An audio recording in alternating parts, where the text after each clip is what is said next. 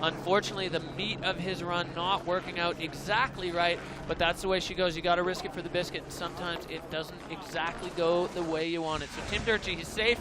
He's in the finish.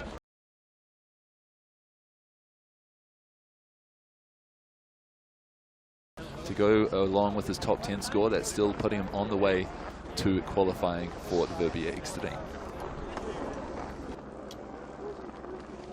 All right, we are back up to start number 1. I love the way this man skis, the Swiss-style master. I called him last year. I stand by my words. Jan Rausis, he was out with a knee injury, but he is back, and he's been skiing with Pollard down at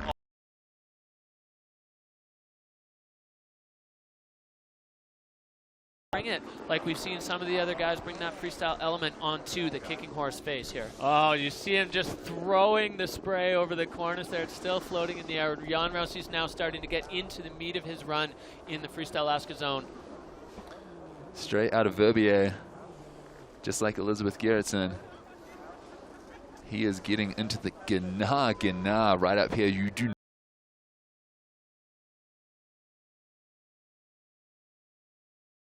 very similar to Craig, and is he going to take the nose of this big sender? Yeah, he is.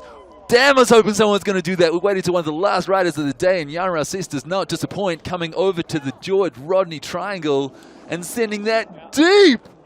Oh, just clipping the rocks on the pyramid there. Unfortunately for Jan Rausis, as he was on a magic run there.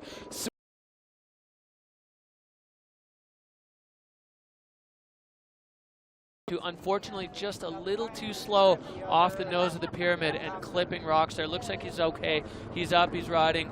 He maybe is missing a pole. Not super stoked on that one, as he knew he had a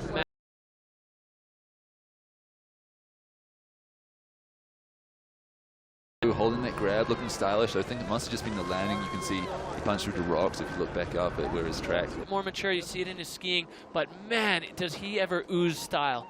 Oozes it out of all of his pores, this guy. The 4-star win he took in Montafon to re-qual was amazing, and so is this air right now. Staying on his feet out of sheer determination, looks slightly punchy, but just not having a bar of that trying to take him too far forward. Do your sit-ups, kids. That's what'll get you. That was strong core all the way. He managed to stay on his feet, and now styling his way down into the meat of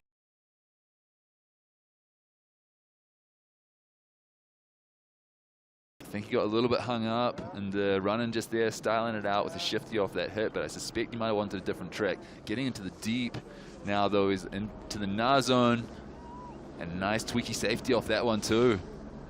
Oh, and looking like he got caught up, but once again recovering from it, and Carl sliding off that bottom air with a shifty. Couple little moments where my heart stopped on that run here from our booth, and hopefully you guys at home too. Yeah, that's right. You see Carl looking back up at the face in not a claimy kind of way as he got down to the bottom. Maybe like got caught up a little bit. It's possible even, as we're dealing with the last ride of the day on a sunny day on a south-facing slope, that the sun might have affected the snow and made it more catchy. Score.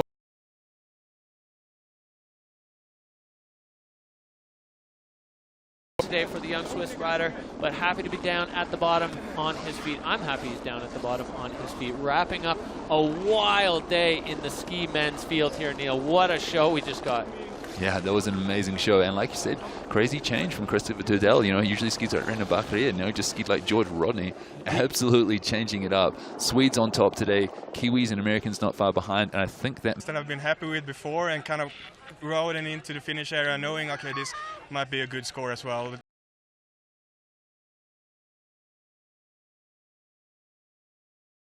Now I had no idea what to expect. I just saw my buddy Carl sitting in the hot seat, so I was super stoked for him and just waited, and then I ended up beating him, so it's unbelievable. Well, this is shaking things up here on the overall scene, Neil, on the Freeride World Tour. Andrew Pollard moving into first overall, Rookie of the Year last year, now first overall, and Carl Regner Eriksson.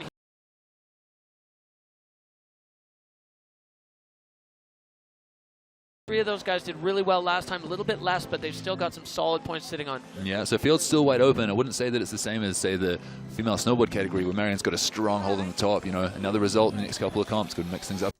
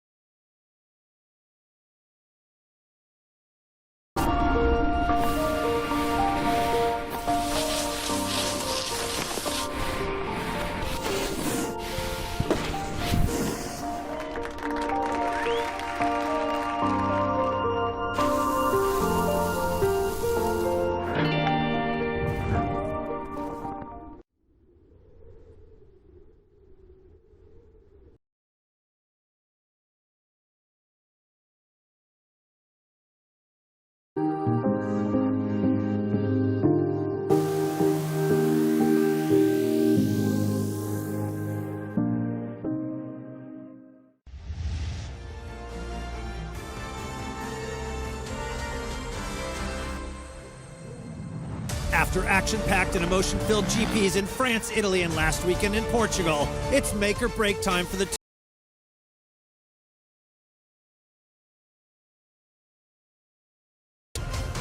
So angry with myself. Honestly, I'm massively disappointed in today. I try really hard. I make a few little mistakes, but no, honestly, I was really happy with the last test and really happy to win today. And Joseph Garcia's comeback adds to the end-of-season suspense.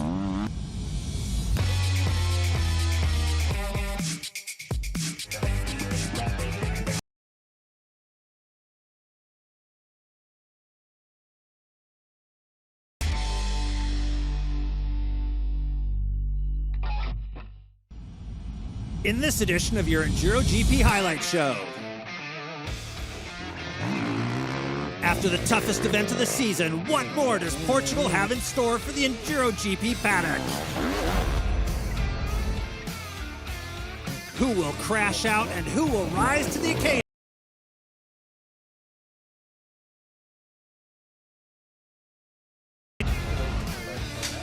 Join in the celebration with the new Enduro GP World Champions, class by class.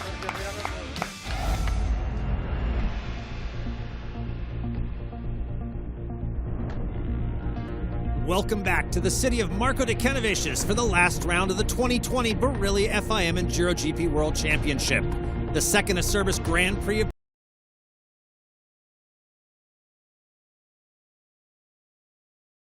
terrain that pushed the world's best enduro riders to the limit just last week.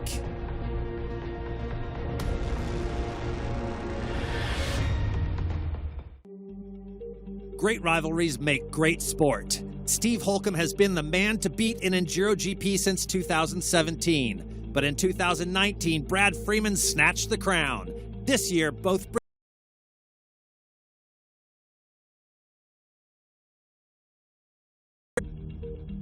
It's a different situation. Normally, it's either you lead by a lot or you're behind a lot. So, no, it's exciting. Especially being in the same team. There's a really quite tense atmosphere. So, no, I think it's going to be a good weekend. We're both really close to a championship, so honestly, it's a weird situation, but at the same time, the quickest rider will win, and so it's really, really black and white. Being teammates.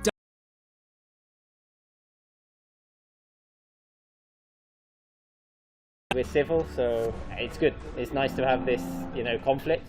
I think it definitely pushes us both on, so yeah, it should be good. I think we both respect each other, and I think it's going to come down to the last day, last test, and I'm giving it my all, and I think so is he. So it's a really enjoyable battle, and whoever wins this championship is going to have earned it 100%.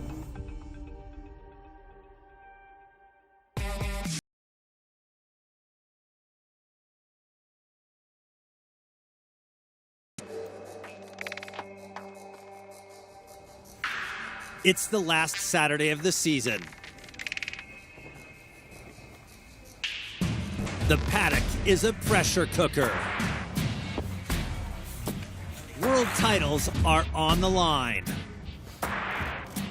The bikes and riders are ready to go.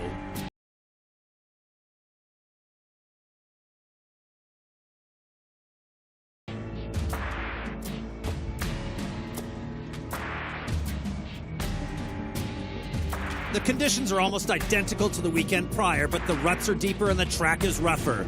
The Motor Club Marco has reversed the direction of the course and specials and shortened the liaisons due to a weekend COVID curfew. But the mountainous terrain between each special test is still just as challenging. Class podium.